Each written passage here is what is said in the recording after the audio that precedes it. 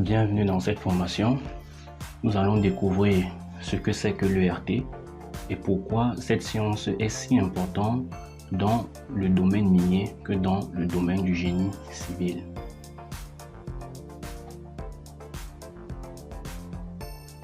Alors, mon nom étant Évrard Riche, ingénieur en génie minier et data scientist, également fondateur de la page TechRock.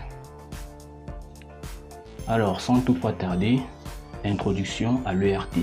Que signifie l'ERT? L'ERT en anglais signifie tout simplement Electrical Resistivity Tomography et en français TRE pour tomographie à résistivité électrique. Sans plus tarder le programme, en grand 1, qu'est-ce que la géophysique? Grand 2, principe de l'ERT. Grand 3, dispositifs et avantages. Grand 4, principe d'acquisition des mesures, cas du dispositif.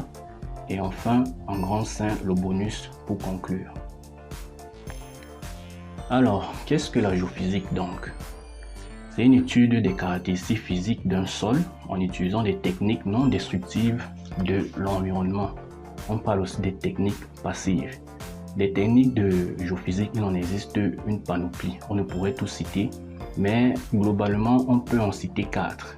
Notamment la gravimétrie qui s'intéresse à la densité exprimée en millégales, le géomagnétisme qui s'intéresse au champ magnétique exprimé en nanotesla, nano pour 10 exposant moins 9 car il s'agit de très petites valeurs, la géoélectricité qui s'intéresse ici à la résistivité dont l'expression est en ohms mètres, s'intéresse également comme autre paramètre physique à la polarisation induite, en anglais IP pour Induction Polarization, qui s'exprime ici en millésieverts. Et enfin, on a un autre paramètre physique qui est la polarisation spontanée, dont le paramètre recherché ici est la tension entre les électrodes. Et cette tension s'exprime généralement en millivolts avec des valeurs soit négatives, soit positives, selon le sens du déplacement du courant.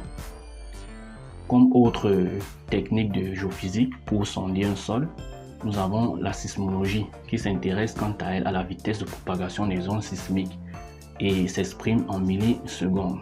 Comme je vous l'ai dit, on en dénombre une panoplie de techniques en géophysique pour caractériser un sol. Et donc je vous ai préparé également des appareils utilisés associés à chaque technique de géophysique.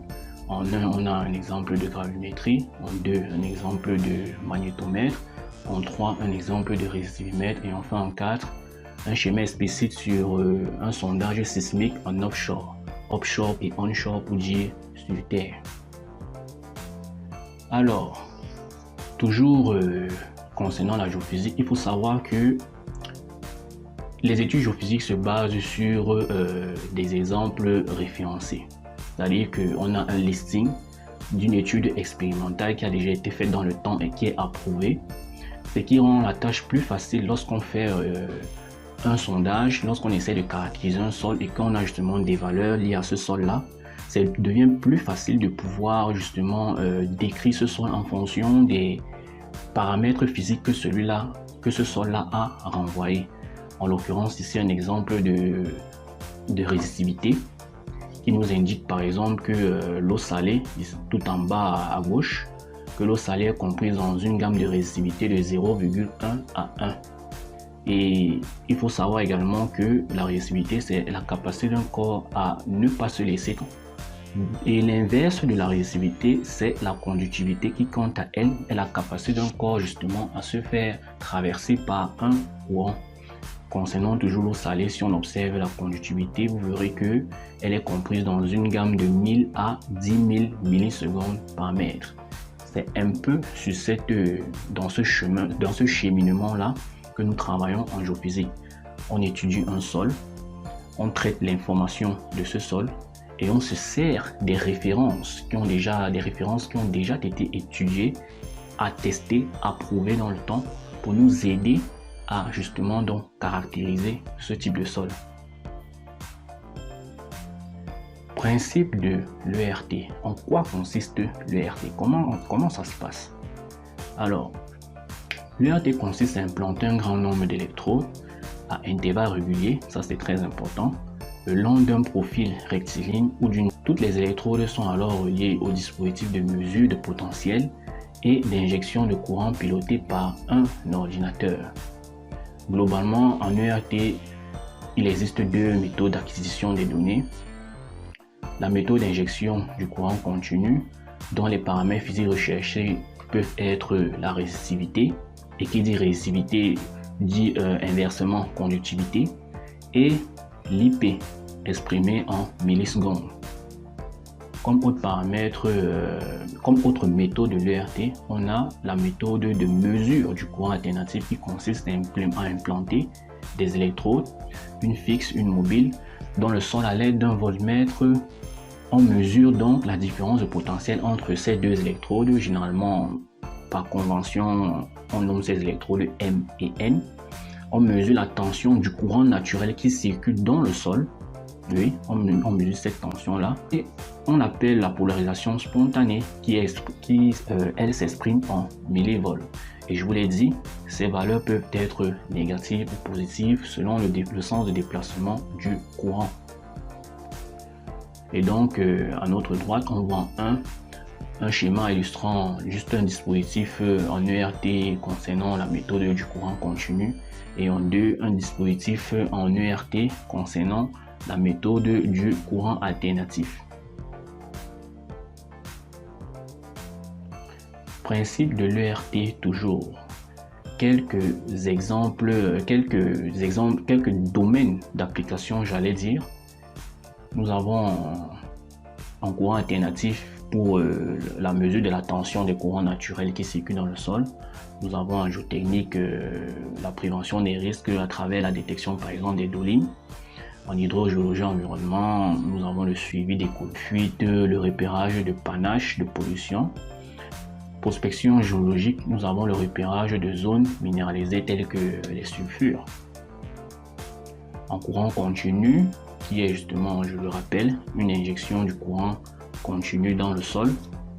En génie civil, c'est important pour la recherche par exemple des cavités, des fissures, la caractérisation des terrains superficiels. En environnement, on a par exemple la délimitation de décharges, la recherche de contaminants. En hydrogéologie, on a la recherche d'aquifères. Ah, ça c'est pour ceux qui vous proposent des services de forage, si vous en avez déjà entendu parler. En archéologie, enfin, on a la recherche de vestiges. Mais vraiment, il y en a tellement et tellement des domaines d'application. Dispositifs et avantages. Il faut savoir qu'en ERT, notamment, en ERT, on va parler plus loin, plusieurs dispositifs dont les plus connus sont le dispositif de Wiener, le dispositif de Schlumberger, le dispositif dipôle-dipôle et enfin le dispositif pôle-pôle. On va tenter un peu de découvrir leurs avantages. Déjà, avant d'aller plus loin, le dispositif de Wiener, il faudrait savoir que, comme je vous ai dit, un courant est injecté dans le sol parce qu'on est dans le domaine, dans la méthode du courant continu concernant l'ERT. Un courant est injecté dans le sol et ensuite ce même sol-là nous envoie une réponse qui sera mesurée entre les électrodes M et N. Je reprends. Un courant est injecté dans le sol à travers les électrodes A et B et on a la réponse de ce sol-là à travers les électrodes M et N. La longueur du profil est notée ici grand L. Elle est importante, vous allez comprendre pourquoi. Et aussi, il faut concernant la méthode de Wiener par exemple, l'écart entre les différentes électrodes ne varie pas. Ce qui n'est pas le cas de Schlumberger où l'écart entre A et B, MN et N et B ne sont pas les mêmes. Ça, c'est très important. Le dispositif permet en fait de mettre en exergue des caractéristiques différentes les unes des autres. Alors, concernant les profondeurs d'investigation, M. Barker, 1989, nous dit par exemple que si on veut avoir une estimation de la profondeur d'investigation du dispositif de Schlumberger par exemple, il suffit de multiplier la longueur totale du profil fois 0,19. Pardon. Par la même occasion, on peut voir que le pouvoir de résolution du dispositif de Wiener est nettement mieux que tous les autres dispositifs. Toujours concernant les dispositifs et avantages, pardon, nous apprenons ici que le dispositif de VNE est recommandé pour les structures horizontales. Ça, c'est très important. Vous allez comprendre pourquoi. Le dispositif de VNE Schlumberger, quant à lui, est recommandé pour les structures à la fois horizontales et verticales. Alors, c'est important. Pourquoi? Parce que lorsque on part sur le terrain, cela suppose qu'on ait déjà fait une étude au préalable de l'environnement, de la géologie du coin, pour ne pas avoir de mauvaises surprises. Mais toutefois, on peut anticiper ces mauvaises surprises parce que la nature n'est pas, c'est pas carré, comme on a l'habitude de dire, la géologie n'est pas carrée. Et donc, je ne sais pas quoi qu'il y a dans le sol. Je peux venir donc adopter un dispositif de VNE Schlumberger, par exemple, qui va me mettre en exergue les structures à la fois horizontales et verticales, tout simplement parce que je ne suis pas sûr des projets du coin, quoi. J'espère que jusqu'ici on se comprend. Le dispositif DIPO quant à lui va un peu plus en profondeur que celui du dispositif de VNE Schlumberger, mais il est un peu plus sensible au bruit et par la même occasion, en revenant sur VNE Schlumberger, il a une meilleure résolution s'il fallait faire la comparaison avec celui du dipôle. Également, on a pour clôturer le dispositif et avantages, nous avons le dispositif pôle-dipôle. Il est asymétrique et pouvant créer des artefacts. Profondeur d'investigation intermédiaire entre le dispositif dipôle et pôle-pôle. Il est sensible au bruit, ce dispositif-là, c'est très important de le savoir. Nécessite de mettre une électrode à l'infini. Effectivement, si on remonte un peu plus haut, vous verrez que le dispositif, en fait, si vous posez vos yeux sur le dispositif pôle-pôle, vous allez voir que A va vers B, mais avec un symbole de l'infini. C'est juste une manière de dire que l'espacement est très grand. C'est pas comme si la distance ne finit jamais, non. C'est juste une manière de vouloir matérialiser la dimension, en fait, la longueur, en fait, du profil qui est très grand, en fait, très éloigné, en fait. Pareil pour M et N, la distance entre M et N. Donc, nous revenons là où nous étions.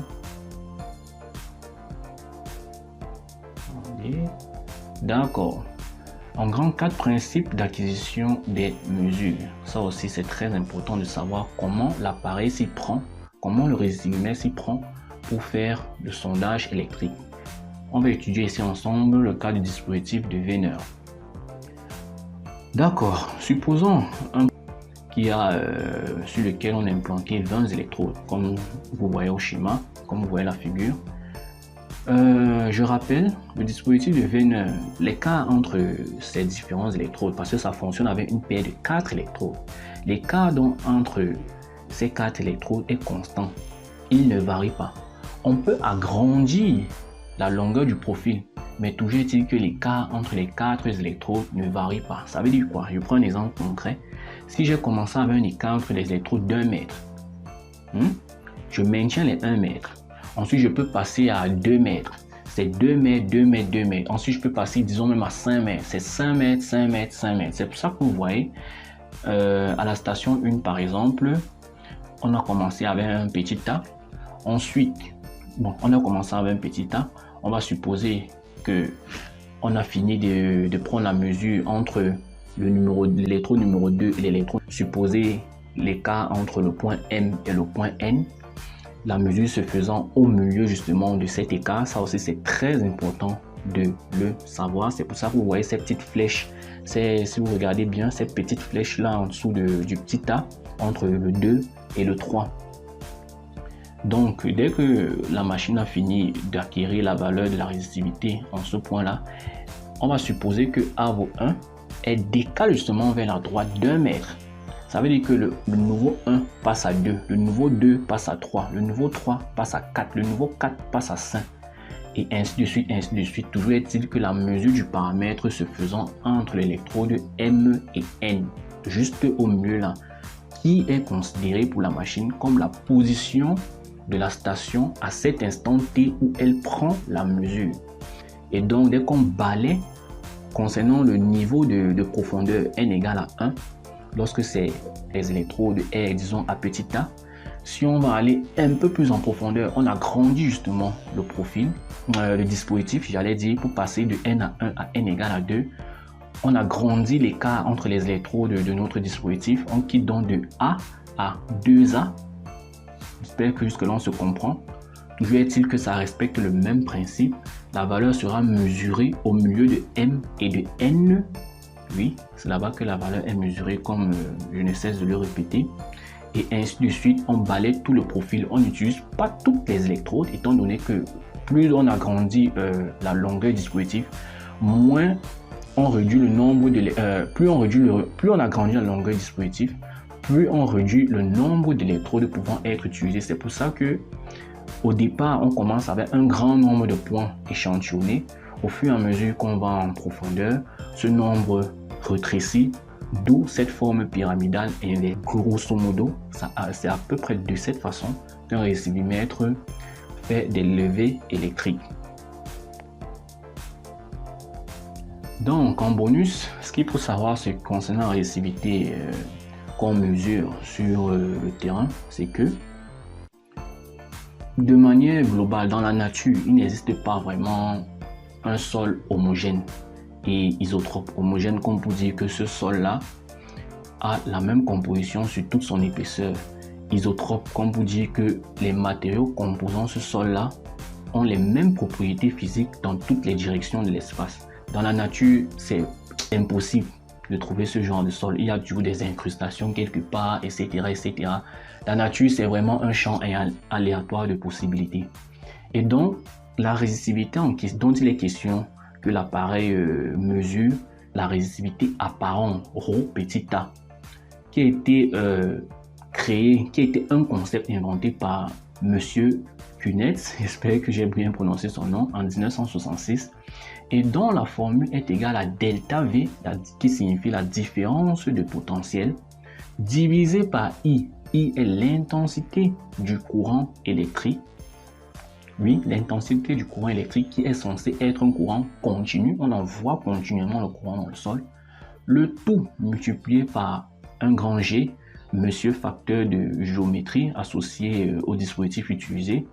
Je préfère insister sur associé au dispositif utilisé parce que ce G justement varie. Il n'a pas la même valeur en fonction du dispositif. Et donc, on rappelle encore les notions de base. Delta V, la différence de potentiel, qui est en réalité la tension entre les électrodes M et N, est généralement exprimée. L'intensité du courant continu injecté est généralement exprimée en milliampères.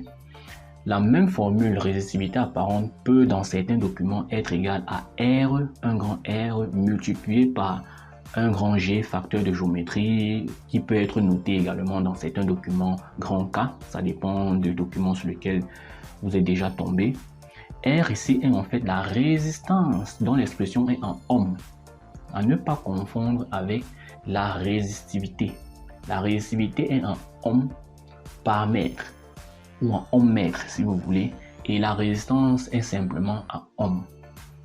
Donc, quand on prend la résistance et qu'on la multiplie avec le facteur de géométrie, on obtient en fait la résistivité parce que c'est par rapport à une distance qui est exprimée en mètres. Donc, je vous affiche les différents dispositifs justement. C'est juste un rappel de ce qui a été vu. Sauf qu'en ajout, vous voyez la nomenclature des électrodes. Vous voyez A à B, le courant circule entre A et B. Et la tension, et j'ai envie de dire plutôt, le paramètre physique mesuré se fait entre M et N. Regardez, portez votre attention sur le facteur de géométrie qui est G. Vous voyez que sur le dispositif de Wiener par exemple, G égale à 2πA. Sur le dispositif de Wiener-Schumpeter, même G change, il est cette fois-ci égal à πN, facteur de N plus 1, le tout multiplié par A, et ainsi de suite pour les autres dispositifs. Et donc le dernier point du bonus, c'est la résistivité calculée. Alors, il faut savoir que la résistivité que l'on mesure sur le terrain, je le rappelle ainsi, est la résistivité apparente. Cette résistivité n'est pas la résistivité vraie. Je répète, cette résistivité vraie. Parce que cette résistivité est celle d'un sol hétérogène et anisotrope. Hétérogène, c'est-à-dire que ce sol n'a pas la même composition chimique sur toute son épaisseur, et anisotrope, les matériaux qui constituent ce sol n'ont pas les mêmes propriétés physiques dans toutes les directions de l'espace. Et donc, on se propose de calculer une résistivité calculée, excusez la redondance, notée ρ ou ρ calme, cela dépend de vous, mais l'essentiel c'est de comprendre le principe de fonctionnement. Cette résistivité est celle qu'on obtiendrait sur une couche justement de sol homogène et isotrope, en utilisant le même dispositif et le même courant que l'on mesurait pour la résistivité apparente. Tout cela donc nous conduit à la formule de la résistivité vraie, ρ vrai, ρ petit v, ça dépend du document que vous êtes tombé ou que vous tomberez un jour, mais toujours est-il qu'on est ici pour comprendre le principe, c'est le plus important. Et donc ρ vrai égale à la résistivité apparente divisé par la résistivité calculée. Et donc c'est cette équation mathématique qui nous donne la résistivité vraie, pour plus tard générer dans des logiciels comme Res2D, Res3D, des pseudo-sections, c'est-à-dire des sortes de, excusez-moi s'il faut remonter ici, des pseudo-sections, des sortes de triangles, de pyramides inversées. C'est ça qu'on appelle des pseudo-sections en géophysique, c'est le jargon. Et généralement vous verrez ce genre d'image avec plusieurs couleurs, mais nous y reviendrons là-dessus en profondeur plus tard, c'est pas le but ici. Et donc pour clôturer le dernier point, excusez-moi, ça c'est le véritable dernier concernant les bonus. Voilà à peu près sur un terrain une illustration d'un ensemble de profils. En l'occurrence ici on a 5 profils qui vont de T1 à T5. Dans la méthodologie de travail, on n'implante pas en fait, on ne fait pas en fait des profils au hasard, non, c'est suivant une direction. Et par rapport à cette direction, l'espacement entre les profils doit être également constant.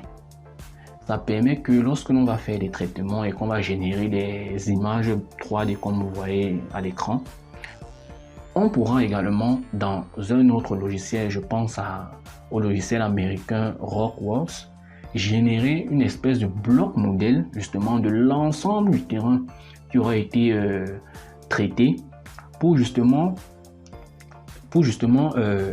avoir une idée dessous. Ça permettra effectivement que les équipes géotechniques, sur la base des travaux géophysiques, puissent également donc faire des levées géotechniques. Je pense au pressiomètre qui sert en géotechnique pour faire des levées pressiométriques pour étudier justement la résistance, en fait la capacité de ce sol à supporter certaines charges. Là on est dans le domaine du BTP, du bâtiment et travaux publics. Et donc pour le coup c'est la fin de cette première journée. Moi je vous remercie pour votre attention et n'hésitez pas à poser tout un tas de questions en commentaire. Ça me ferait un plaisir de répondre et surtout merci également de liker, de partager. Nous sommes ici pour apprendre, comprendre les choses et je vous dis à la prochaine.